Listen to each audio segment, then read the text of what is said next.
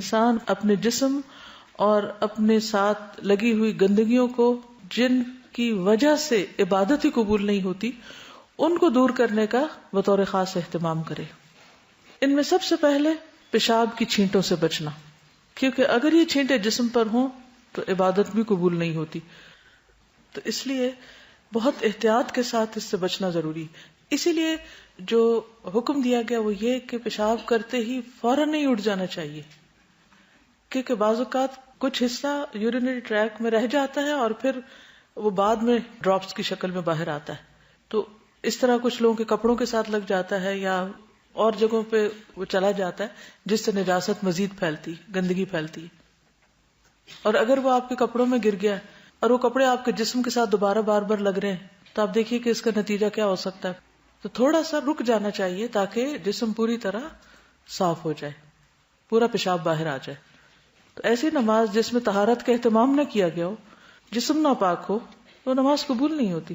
تو آپ 100 دفعہ کہتے رہے ان صلاتی و نسکی و محیایا و مماتی للہ رب العالمین، لیکن آپ کی صلاۃ اسی وقت اللہ رب العالمین کے لیے ہوگی جب اس کی پسند کے مطابق ہوگی. اور اس کی پسند کے مطابق کرنے کے لیے کیا ضروری ہے کہ اس میں سب سے پہلا قدم طہارت کا ہے، ناپاک چیزوں سے اپنے آپ کو دور کرنے کا.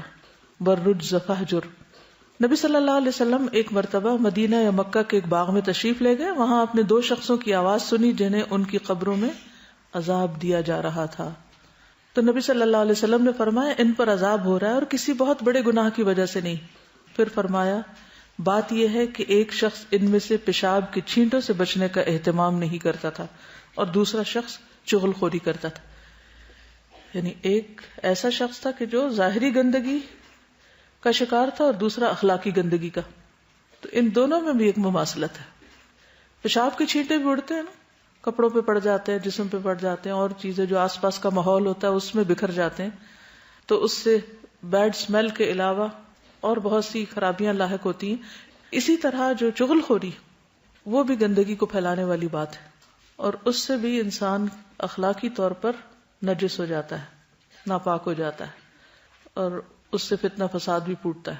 جس طرح پیشاب کی چھینٹوں سے نہ بچنے کی وجہ سے نماز تو نہیں ہوتی، لیکن اس کے ساتھ ساتھ کئی بیماریاں بھی پھیل سکتی، کئی امراض بھی جنم لے سکتے ہیں. اسی لیے آپ دیکھیں کہ کئی امراض کی تحقیق کہاں سے کی جاتی ہے؟ پیشاب کے ٹیسٹ سے. یعنی انسان کا جو پیشاب کا اسپیسیمن ہے اس سے بہت سے امراض کا پتہ چلتا ہے. انسان کے جسم کی پوری کیمسٹری اس سے سامنے آ جاتی. تو اس لیے بہت ضروری ہے کہ انسان اپنے آپ کو اپنی ہی نجاست یا اپنی ہی اخلاقی برائیوں کے شر سے محفوظ رکھے. ٹھیک ہے. پھر پانی سے طہارت حاصل کرنا. یہ جو آیت ہے ان اللہ یحب التوابین و یحب المتطہرین، کہتے کہ یہ آیت اہل قباء کے بارے میں نازل ہوئی تھی کیونکہ وہ لوگ پانی سے استنجا کرتے تھے. عام طور پر کیا رواج تھا؟ مٹی سے طہارت حاصل کرنے کا. اس سے بھی ہو جاتی، لیکن پانی سے جو تسلی ہوتی ہے وہ کسی اور چیز سے نہیں ہوتی. بعض لوگ مٹی کے بجائے ٹیشو پیپر استعمال کرتے ہیں اور اسی کو ہی طہارت کا ذریعہ سمجھ لیتے ہیں.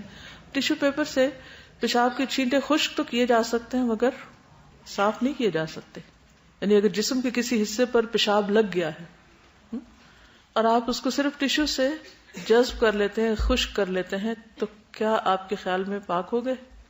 جب تک اس کو دھویا نہ جائے. مٹی کے اندر یہ خصوصیت ضرور ہے کہ وہ وہاں کی لگی ہوئی نجاست کو اگر پوری طرح اتارتی نہیں لیکن اس کی ترکیب کو بدل دیتی ہے. اس لیے پانی سے دھونا لازم ہے، پسندیدہ ہے.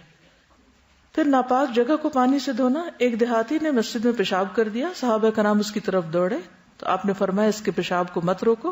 پھر آپ نے پانی کا ڈول منگوایا اور پیشاب کی جگہ پر بہا دیا. یعنی نہ صرف یہ کہ جسم کو بلکہ جس جگہ پر پیشاب ہو اس کو بھی دھو لینا چاہیے، صاف ستھرا کر دینا چاہیے. عام طور پر بڑوں کے ساتھ ایسی مشکل نہیں ہوتی، لیکن چھوٹے بچے یا بہت بوڑھے لوگ جو اپنا پیشاب کنٹرول نہیں کر سکتے، ان دونوں کے سلسلے میں پھر انسان کو مزید محتاط رہنے کی ضرورت ہے کہ ان کا بستر ہو یا پھر واش روم تک کا راستہ یا کوئی بھی اور جگہ جہاں ان کا پیشاب لگ سکتا ہو، اس سب کے بارے میں بھی احتیاط برتنی چاہیے.